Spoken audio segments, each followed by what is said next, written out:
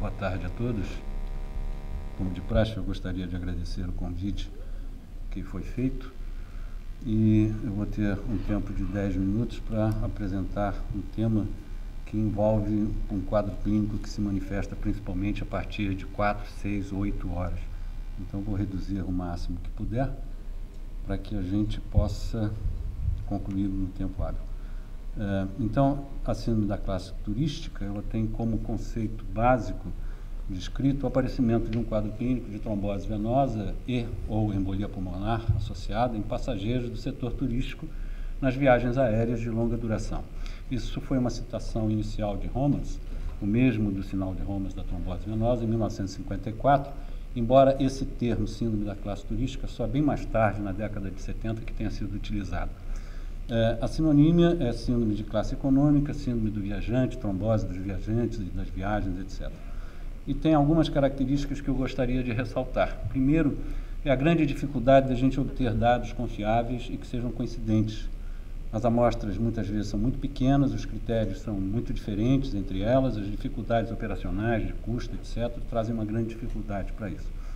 A incidência de casos clínicos é também subestimada, porque muitas vezes a clínica ela é silenciosa e outras tantas vezes o fato não é registrado porque o paciente só vai apresentar o quadro clínico alguns dias, e alguns trabalhos mostram até 8 semanas após o voo. A outra coisa é que o aumento do número de casos está crescendo porque também é proporcional ao maior número de voos e ao maior número de pessoas idosas, que é um dos fatores de risco para o quadro, que também estão viajando. Ainda lembrar que voos de longa duração aumentam de 2 a 4 vezes o risco de fenômenos tromboembólicos. Dados interessantes que vão surgindo na literatura, que são os passageiros do corredor do avião, apresentam sempre um índice extremamente mais baixo do que os pacientes sentados, por exemplo, próximos às janelas. E um outro dado que também chama atenção é que 60% dos casos dos pacientes, dos passageiros que tiveram o quadro clínico, eles tinham ingerido bebidas alcoólicas. É importante também ressaltar a incidência extremamente mais baixa do quadro em passageiros que viajaram com meias de compressão elástica. Devemos considerar também que o quadro clínico não está presente somente em passageiros de classe turística ou econômica, também na classe executiva, primeira classe, mas mais ainda, né? O mesmo quadro é observado em viagens longas que não só as de avião. Por exemplo, em transportes rodoviários isso também acontece, né? Existe uma alta incidência desses quadros também em pacientes ou pessoas que ficam sentadas muitas horas, mesmo que não estejam viajando. Por exemplo, é fato notório que em 1940, na Segunda Guerra Mundial, em Londres, muitas pessoas ficavam nos abrigos antiaéreos, sentados e quase que amontoados, e houve uma grande incidência de trombose nessas pessoas e de embolia pulmonar. Da mesma maneira, na França, em 1996, salvo erro, nós tivemos lá uma greve de transportes rodoviários e de transportes coletivos, e então muitas pessoas ficaram engarrafadas durante muito tempo no trânsito, e teve um índice altíssimo também de trombose e até de embolia. E no terremoto no Japão, que muitas pessoas ficaram presas dentro dos carros, também tivemos uma grande soma de fatos condizentes com trombose e embolia.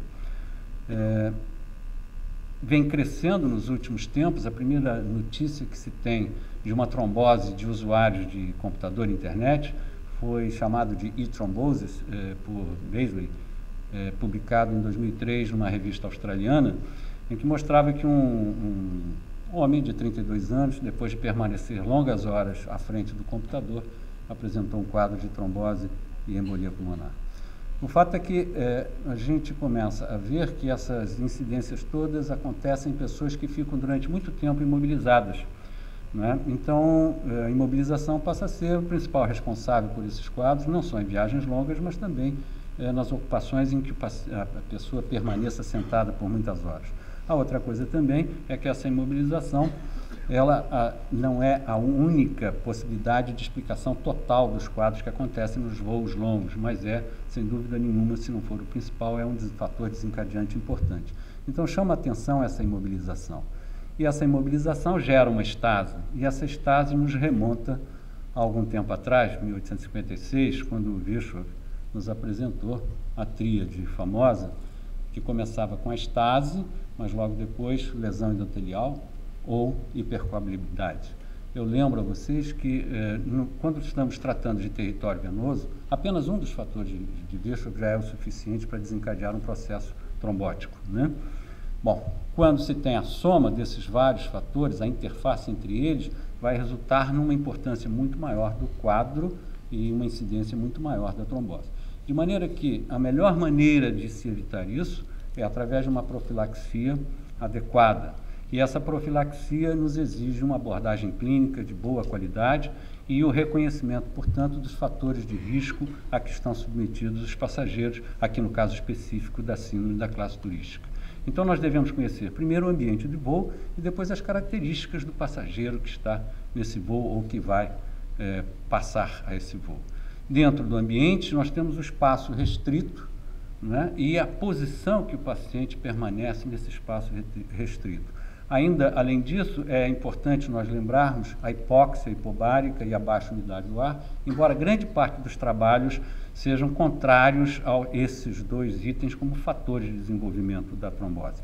E as características do passageiro são fatores físicos, estatura, obesidade, idade, gestação e alguns defeitos físicos que levam à imobilidade, o comportamento no voo, quer seja por uso de bebidas alcoólicas, quer seja por sedativos, uma medicação regular que ele faça, como os anticoagulantes, reposição hormonal e medicações quimioterápicas, melhor dizendo, de efeito anticancerígeno, como é o Novadex, etc., que também são trombogênicos. Doenças previamente existentes, desde a insuficiência cardíaca, trombofilias, tromboses prévias e os procedimentos médicos recentes que ele tenha feito, especialmente cirurgias e traumatismos que tenham sido realizados principalmente nos membros inferiores. De maneira que, na profilaxia, então, nós devemos levar em consideração dois pontos básicos. As medidas obrigatórias, que são várias, é uma lista grande, né, reunida em 3 pontos: combater a desidratação, neutralizar a imobilidade e diminuir a estase. Esses 2 pontos, aqui, eles se confundem e se confluem. Já explico melhor. Ingerir líquidos, evitar álcool e gasosos pelo desconforto e também por evitar a desidratação. Então, nessa neutralização da imobilidade, em importante lugar no avião, já tem esses trabalhos todos a respeito, ficar primeiro no corredor, ou então conseguir uma cadeira por $100, que é uma cadeira bem mais confortável que existe nesses voos. A mobilização ativa, quer seja por dorsiflexão dos pés, quer seja por uma caminhada, embora haja uma certa resistência dentro do avião, por parte do comando do avião, que as pessoas andando de um lado para o outro, eventualmente por conta de algum tremor, alguma coisa desse tipo, né, possam se machucar e contundir. Exercícios respiratórios regularmente e evitar bagagem no colo. É muito comum nós vermos as pessoas dentro do avião com um notebook no colo, e isso aumenta muito a imobilidade, por distraí-las e por impedir a movimentação ali dentro. E, obviamente, meias elásticas de compressão graduada e um vestuário adequado, sem cintas ligas, sem saltos altos, sem calças muito apertadas, que vão trazer uma dificuldade de retorno venoso. Com relação às medidas específicas, nós temos, então, 3 pontos também. Os passageiros sadios e sem fatores de risco, unicamente as medidas obrigatórias. Os passageiros sadios que têm fatores de risco prévios, conhecidos, mas que não têm história de trombose venosa, por exemplo, uma pessoa que tenha um histórico de uso, aqui no caso, por exemplo, de um fator hormonal, uma reposição hormonal, etc., mas que não tem trombose nem nada.